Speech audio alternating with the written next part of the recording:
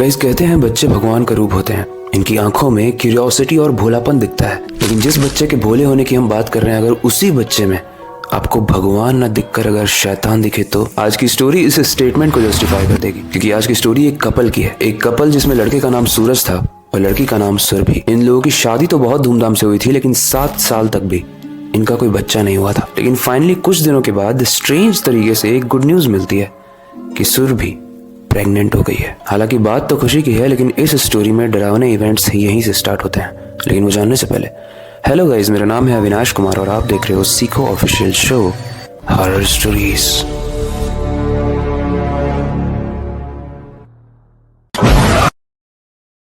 Pregnancy की news मिलने के बाद सूरज और सुरभि बहुत ही खुश थे। पूरे घर में खुशी का माहौल था और सब लोग ये मान चुके थे कि एक प्यारा सा बच्चा उनके घर आने वाला है। थोड़ी सी आगे चलते हैं और 8 महीने के बाद मौसम बहुत खराब था उस रात। एक ऐसा मौसम जिसमें चांद पूरे तरीके से दिख रहा था, लेकिन उसकी रोशनी नहीं आ रही थी।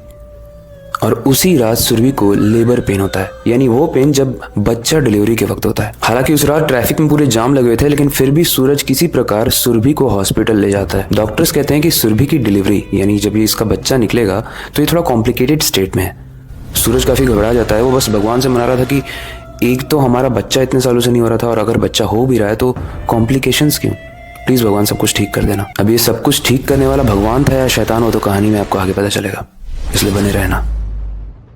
हॉस्पिटल ले जाने के 1 घंटे बाद रात एग्जैक्ट 12 बजे उनका बच्चा इस दुनिया में आता है। दोनों खुश हो जाते हैं, लेकिन डॉक्टर्स कहते हैं कि ये बच्चा एक प्री मैच्योर बेबी है।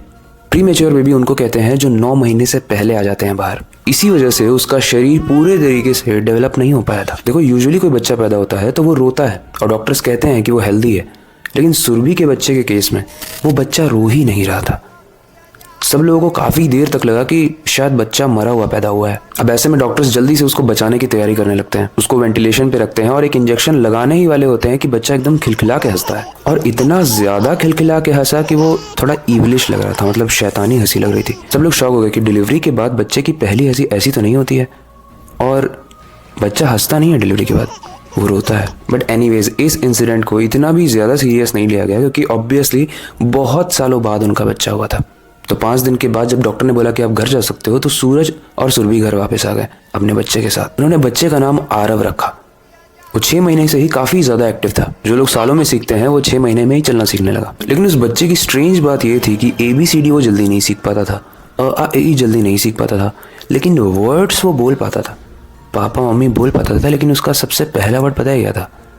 राका था। और राका क्या था, वो कहानी में आपको आगे पता चलेगा। कुछ समय बीता और आरव अब 2 साल का हो